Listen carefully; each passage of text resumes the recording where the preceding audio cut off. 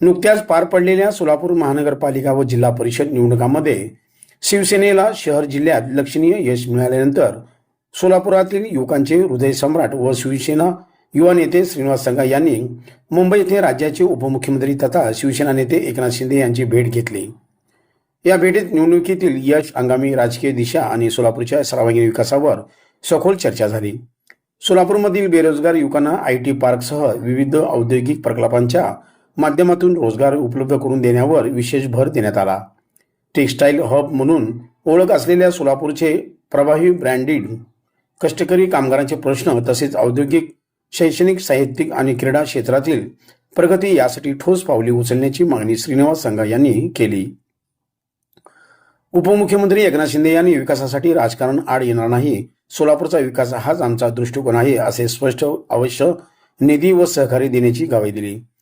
येणाऱ्या काळात शिवसेना अधिक बळकट करण्यासाठी जबाबदारीने काम करण्याच्या सूचनाही त्यांनी दिल्या। युवकाचे संघटन कौशल्य, आक्रमक नेतृत्व शैली आणि युवकांच्या प्रश्नावर सातत्याने लढा देणारे व्यक्तिमत्व म्हणून श्रीनिवास संघा यांची ओळख निर्माण झाली आहे। त्यांच्या पुढाकारामुळे सोलापुरातील युवकांमध्ये नवचैतन्य निर्माण झाले असून विकासाच्या मुद्द्यावर ते सातत्याने आग्रही भूमिका घेत आहेत।